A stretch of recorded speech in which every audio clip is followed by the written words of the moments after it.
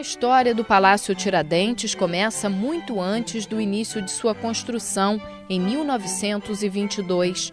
Antes da chegada da família real ao Brasil, no local onde hoje fica a sede da Assembleia Legislativa do Estado do Rio de Janeiro, existia o prédio da Cadeia Velha, que servia de sede à Câmara dos Vereadores e à cadeia pública da cidade. Conhecida como Largo do Carmo no século XVII, após a construção da Igreja Ordem Terceira do Carmo, a Praça 15 passou a se chamar Largo do Paço, com a construção do Paço Imperial, um edifício que serviu de residência oficial aos governantes da cidade em 1743. Após a chegada da família real no Rio de Janeiro em 1808, o Convento do Carmo e o prédio da Cadeia Velha serviram como alojamento dos empregados da coroa e o Paço Imperial passou a ser a residência da família real no Rio de Janeiro. Em 1743, o general Gomes Freire de Andrade, conde de Bobadela, inaugurou este prédio para sediar o poder na colônia. E foi inicialmente chamado Casa dos Governadores, depois de 1763 passa o Vice-Real, com a chegada da corte, Palácio Real, depois Imperial, com a independência, e finalmente, em 1890, Correios e Telégrafos.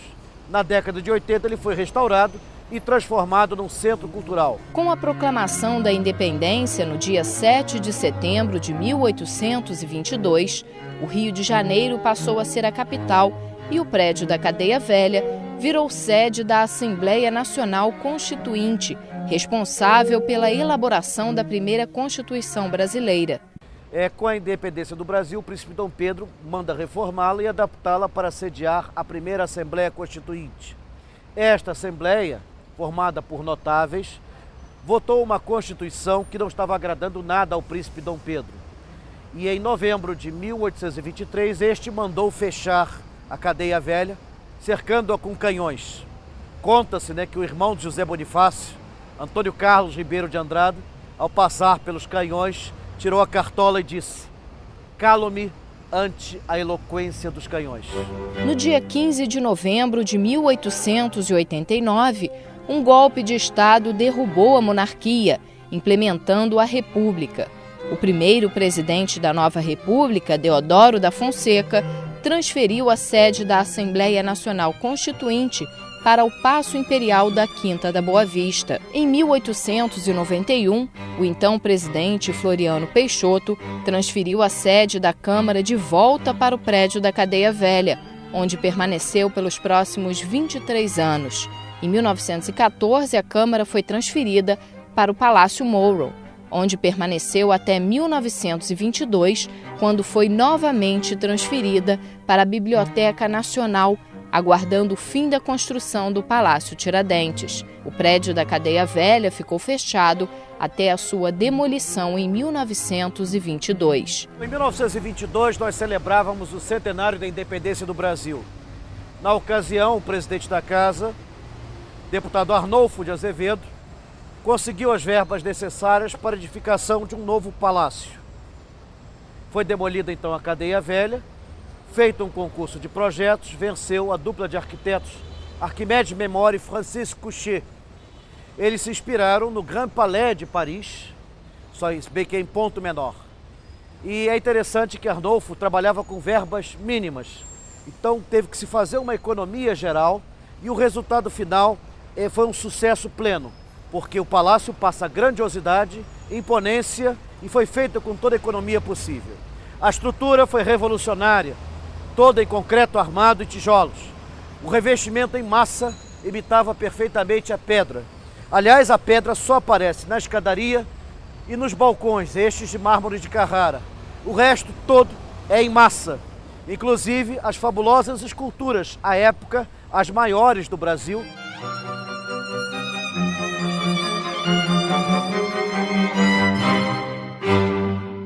O Palácio Tiradentes é uma justa homenagem ao maior patrono cívico da nação brasileira e um dos maiores heróis da pátria, o alferes Joaquim José da Silva Xavier. O interessante é que, apesar da bonita escultura que está na entrada do palácio, ao que consta, o nosso alferes nunca em sua vida usou barba comprida, nem bigode, nem o cabelo avantajado. Provavelmente ele foi inclusive enforcado careca, como era o costume à época de raspar os cabelos na hora do enforcamento. O prédio é típico da arquitetura que se fazia na República Velha aqui no Brasil, ou seja, desde a proclamação em 1889 até a chegada do Getúlio Vargas em 1930. A gente chama esse tipo de arquitetura, essa maneira de construir, de ecletismo arquitetônico. Como o nome está dizendo, o ecletismo arquitetônico, ele mistura vários estilos do passado, de várias épocas, na mesma construção. Por se tratar de um prédio federal, todos os estados do Brasil se prontificaram a mandar mobílias e obras de arte para rechear a nova sede do Congresso. O que aconteceu é que houve uma disputa entre, na época, os estados para saber quem ia mandar objetos mais ricos para rechear o prédio, já que os estados contribuíram para a construção do prédio. Então o prédio acabou, como ele está hoje, recheado de não só móveis, mas também pinturas, esculturas, objetos de arte de maneira geral, que estavam entre o que melhor o Brasil podia oferecer, a grande parte inclusive importado, o melhor que os estados podiam pagar na época, nesse período. São Paulo doou todo o mobiliário do plenário, até a pequena Santa Catarina, na época, um estado pobre, entrou com um sofá e 2 poltronas, mas todos participaram de alguma forma. Cada mobília do palácio conta um pouco da história do país. As cadeiras encontradas também no Salão Nobre trazem fatos curiosos sobre o passado. Olha, essa cadeira, por exemplo, na qual nós estamos sentados, é uma cadeira à maneira da Renascença italiana. Ela não foi feita na época da Renascença italiana, então a gente usa aquele famoso prefixo neo-renascença italiana. Ela é muito interessante porque ela tem um espaldar alto, bem mais alto do que a gente usa hoje para uma cadeira. Mas antes disso, antes da Idade Média, normalmente as cadeiras não tinham espaldar nenhum. Então era muito fácil você assassinar uma pessoa importante, um príncipe, esfaqueando ele por trás. Era o que acontecia. Em Shakespeare está cheio disso. E os príncipes eram esfaqueados pelas costas. Para evitar isso, os espaldares começaram a crescer e a subir. E quanto maior e mais largo o espaldar de uma cadeira, mais importante a pessoa que ia ocupar, para evitar que ela fosse esfaqueada pelas costas. Isso é uma coisa interessantíssima, é um conhecimento que poucos têm, e é uma parte fundamental da nossa história, do Ocidente, da história do Ocidente, que liga a América e a Europa e a situação política que estava acontecendo na época, e por isso que essa cadeira tem um espaldar desse tamanho. Uma das obras de arte com maior importância no Palácio Tiradentes é a pintura do teto do Salão Nobre, feito por um artista brasileiro mais conhecido internacionalmente, João Timóteo da Costa. Essas pinturas, elas são feitas em técnica pontilhista. O pontilismo é uma derivação do movimento impressionista, que vai chegar no Brasil aqui um pouquinho depois do que acontece na França. Então, se a gente olhar bem, ela vai lembrar um pouco Monet, as pinturas do Monet, as pinturas do Degas, as pinturas do Cézanne. E, bom, o conjunto dessas pinturas é para ser uma espécie de história da formação do povo brasileiro, sendo contada através de um viés mitológico, mágico. Então, a gente vai ter anjos, fadas, personagens mitológicos representando a formação do povo brasileiro. O plenário do Palácio Tiradentes é uma obra de arte em si. Nele podemos encontrar pinturas de Eliseu Visconti e dos irmãos Chamberlain, que representam um resumo da história do país. A gente está numa casa onde se fazem as leis. Então a gente vai ter ali embaixo a representação do primeiro conjunto de leis para o Brasil republicano. Então a gente vai ter ali uma representação da primeira Constituição Republicana do Brasil. Ela foi feita lá no Paço Aquino da Boa Vista, que era a casa da família imperial, a casa do imperador do Brasil, e nisso também tem um ato simbólico de construir o novo, construir as novas leis em cima do velho, enfim, em cima da monarquia velha, decadente, decrépita. E ali a gente vai ter vários políticos importantes também na história do Brasil. A gente vai ter o Prudente de Moraes, o primeiro presidente civil do Brasil, sendo o presidente daquela Assembleia Constituinte. A gente vai ter Rui Barbosa, a gente vai ter vários outros políticos ali naquela pintura. Já o vitral do plenário representa o céu do dia 15 de novembro de 1889, o dia da proclamação da República.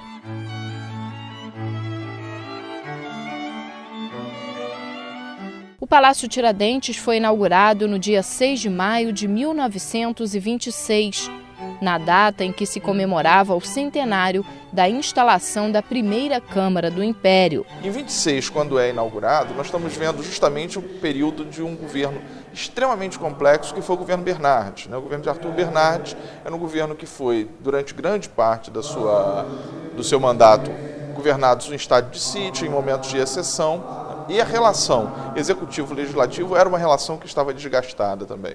Então, o Palácio Tiradentes ele é construído e inaugurado no momento em que o Brasil estava passando por mudanças bastante significativas na sua dinâmica social e, no entanto, a sua dinâmica política ainda não tinha acompanhado, ainda não tinha encontrado o tom dessas mudanças, o que só viria a ocorrer na década de 30. O primeiro presidente a tomar posse no Palácio Tiradentes foi Washington Luiz, que, ao assumir o governo, suspendeu o estado de sítio imposto por Arthur Bernardes e iniciou um diálogo com as lideranças oposicionistas. Em agosto de 1929, foi formada a Aliança Liberal, que, entre seus papéis na política, um dos mais significantes foi o lançamento da candidatura de Getúlio Vargas à presidência. Neste momento de tensão na política brasileira, aconteceu dentro do Palácio Tiradentes um dos momentos mais marcantes em sua história. No dia 26 de dezembro, após um comício nas escadarias do Palácio, o deputado situacionista Souza Filho foi assassinado dentro do plenário pelo aliancista Ildefonso Simões Lopes. Isso que aconteceu nesse palácio mostrava justamente dois aspectos. Esse padrão de atuação política que colocava em risco a própria vida do parlamentar e, segundo, o grau de acirramento das tensões políticas no período final da República Velha, no qual a Aliança Liberal representou o discurso da renovação e os deputados de situação tentavam garantir a permanência do grupo político de Washington Luiz e Júlio Prestes. No dia 24 de outubro de 1930, Washington Luiz é deposto de seu cargo e Getúlio Vargas assume a presidência temporária do país, dando início à Revolução de 30. Menos de um mês depois, Getúlio ordena o fechamento do Congresso Nacional e assim também as portas do Palácio Tiradentes. Quando Vargas assume o governo provisório, uma das primeiras medidas é justamente isso, um fechamento com a justificativa da necessidade de uma correção de rumos. No entanto, a gente sabe que esse fechamento e correção de rumos, ele estava sustentando um projeto político de Vargas, que era um projeto de ampliação do poder presidencial, de maior centralização de poderes na mão do Executivo. No dia 15 de novembro de 1933, o Palácio Tiradentes foi reaberto e instalada a Assembleia Nacional Constituinte. Em 34, a Constituição foi promulgada e os constituintes elegeram indiretamente Getúlio Vargas para presidente com um mandato de 4 anos. Vargas, eleito indiretamente presidente com a promulgação da Constituição, na cerimônia de promulgação e de posse do presidente constitucional, Vargas, agora presidente constitucional, ele faz um discurso no qual ele questiona a base do texto constitucional, em que ele fala dos riscos da democracia liberal, falava que essa Constituição ela repetia alguns dos equívocos da Constituição, da primeira Constituição republicana de 91, e Vargas, presidente, que jurava respeitar uma Constituição, já colocava em dúvida a eficácia dessa Constituição. O que nós vamos ver com o golpe de 37, ou seja, Vargas, embora ele aceitasse a Constituição, embora politicamente ele tivesse que negociar, o seu modelo, a sua visão do papel do Estado, a sua visão do seu papel na condução desse novo Estado brasileiro, colocava exatamente solapando com o texto constitucional. Vargas, para poder implementar o seu projeto de poder, ele precisou sepultar essa Constituição. Foi uma Constituição de vida muito breve, substituída em 37 pela Carta do Estado Novo. Em novembro de 37, Getúlio Vargas ordenou novamente o fechamento do Congresso Nacional e, com uma nova Carta Constitucional, deu início à ditadura do Estado Novo. O Palácio Tiradentes permaneceu fechado por 2 anos, quando se instalou o DIP, Departamento de Imprensa e Propaganda, que foi essencial para a construção da imagem pública de Vargas. Nós temos que entender que houve um esforço claro de construção de uma imagem pública. E essa construção da imagem pública, ela aliou, de um lado, o esforço do DIP, do Departamento de Imprensa e Propaganda, que funcionava nesse prédio, em mostrar Vargas como o pai do Estado brasileiro, ou seja, aquele que diretamente personificava a figura do Estado Nacional e que era vamos dizer assim, o ator demiúrgico que ia fazer as transformações que o Estado brasileiro precisava. Os filmes e os documentos produzidos pelo DIP mostram muito isso. Vargas sendo o criador de uma série de instituições, de uma série de iniciativas que transformaram o Brasil. Depois da queda de Getúlio Vargas em 1945, o Palácio Tiradentes volta a abrir suas portas para a instalação da nova Assembleia Nacional. Foi promulgada a nova Constituição em 18 de setembro de 1946, sob o comando de Eurico Gaspar Dutra. Nos anos 50, o Palácio Tiradentes serviu de palco para momentos importantes da história do país, como a posse de Getúlio Vargas de volta ao poder em 31 de janeiro de 1951, a posse de Café Filho, assumindo a presidência após a morte de Getúlio em 54, o velório do ex-presidente Arthur Bernardes e a posse de Juscelino Kubitschek e seu vice João Goulart em 56. Com a chegada de Juscelino Kubitschek ao poder, a história do Palácio Tiradentes começa a mudar de rumo. A capital do país agora se mudaria para Brasília e no dia 12 de abril de 1960 foi aprovada a Lei Santiago Dias, que definiu a transformação do antigo Distrito Federal em Estado da Guanabara. 2 dias depois, foi realizada a última sessão da Câmara Federal no Palácio Tiradentes. Brasília era um espaço que, por toda a justificativa geopolítica, na realidade ele acobertava a ideia de um controle maior do processo político parlamentar, de um afastamento da ação política em relação às massas. Brasília pode ser entendida como uma antítese do Rio de Janeiro. Brasília era um espaço neutralizado, sem participação popular, no qual a política poderia ser exercida sem influência.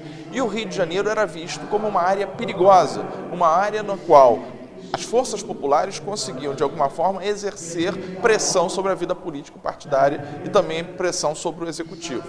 Eu acho que isso nos ajuda a entender, né, o porquê, né, as razões da transferência para Brasília, de uma tentativa, de certa forma, de isolar o poder político em relação às pressões das massas. E isso também leva a ver uma certa trajetória melancólica do Palácio Tiradentes. O Palácio Tiradentes, que foi o espaço da mobilização popular, o espaço da pressão popular, em que a vida político-partidária era um espetáculo, e era um espetáculo que mobilizava civicamente essa população, isso foi abruptamente cortado. Para a vida política do Rio de Janeiro, isso foi um momento de total transformação do seu padrão de atuação.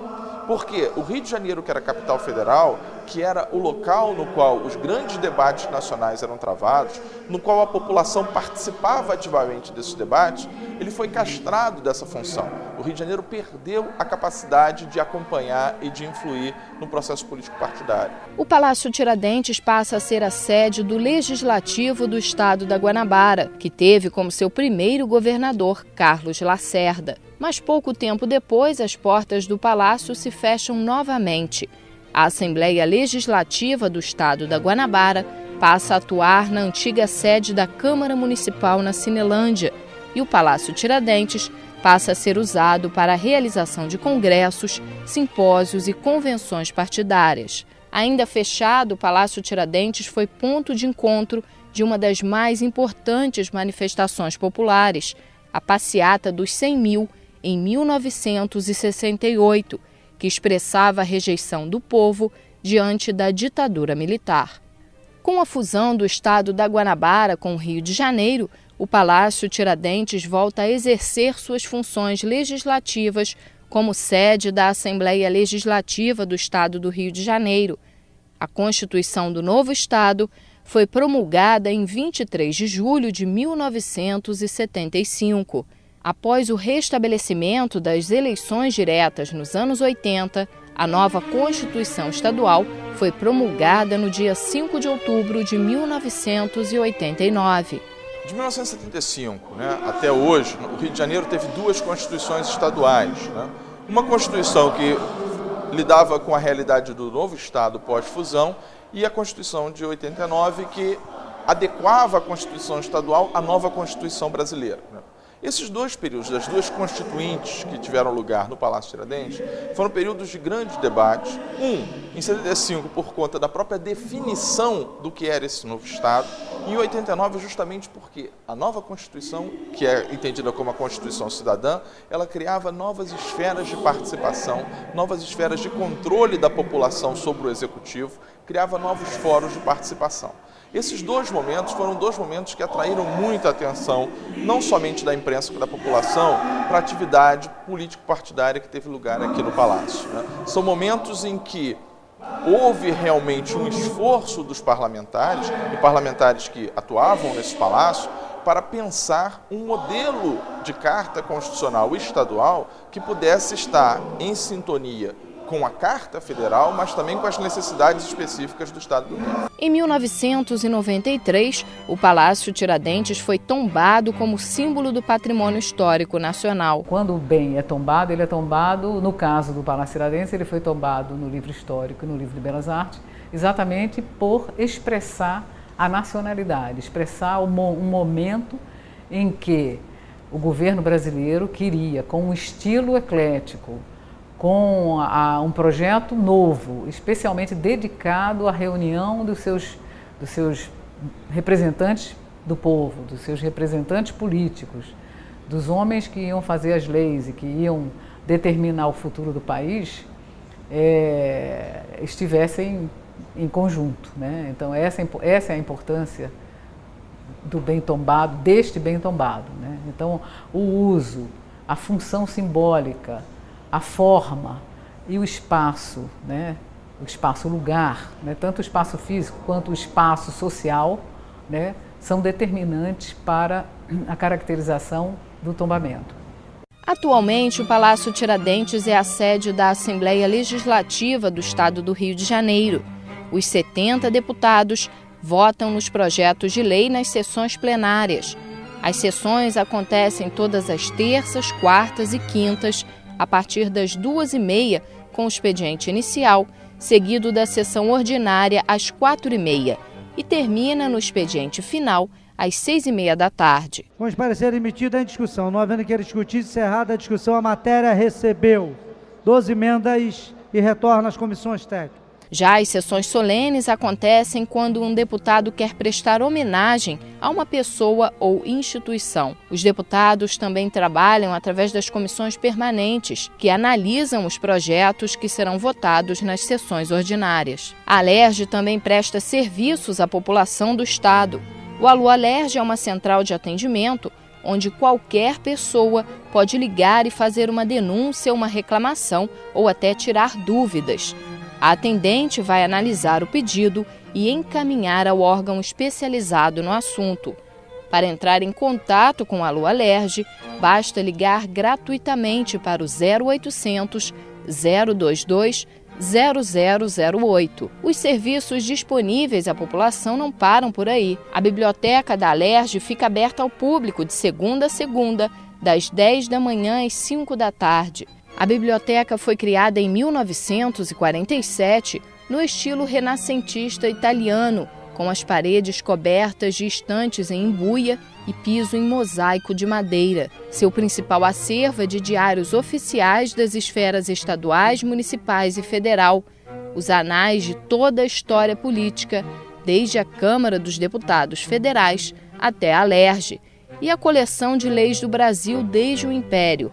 A biblioteca fornece cópia de até 3 folhas por pessoa e quem quiser também pode fazer consultas online através do site da Alerj, que é o www.alerj.rj.gov.br. Para quem quiser conhecer ao vivo a história da política do Brasil e Fluminense, que ocorreu dentro do Palácio Tiradentes, a Alerj exibe em seus corredores a exposição permanente Palácio Tiradentes, lugar de memória do Parlamento Brasileiro, com visitas guiadas por alunos de História da Universidade Estadual do Rio de Janeiro. Bom, a gente está aqui no Salão Nobre do Palácio Tiradentes.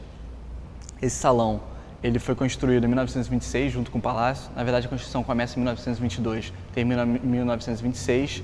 Esse salão ele era utilizado para recepções, para coquetéis, para fotos. A gente tem que lembrar que o Rio, nessa época, era a capital do Brasil, então vinham muitas comissões políticas, comissões diplomáticas, tanto de outros países como também de outros estados, e as recepções, enfim, as celebrações eram feitas aqui. Esse salão foi todo restaurado em 2003, toda essa mobília que a gente tem aqui, ela foi restaurada, as obras de arte também, e várias outras partes do palácio também foram. A exposição existe na Alerj desde dezembro de 1998 e já recebeu mais de 280 mil visitantes, entre turistas e alunos do ensino médio. A entrada é gratuita e funciona de segunda a sábado, das 10 da manhã às 5 da tarde, e aos domingos e feriados, do meio-dia às 5 da tarde.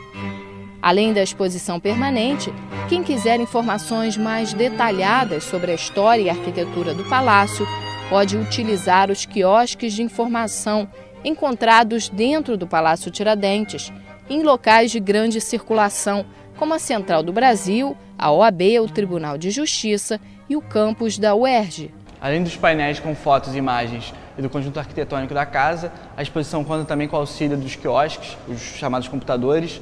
A gente tem 4 ao longo da exposição e eles vão ter informações auxiliares, informações complementares sobre a história da casa, sobre as obras de arte dentro dessa casa e também sobre a estrutura da casa em geral.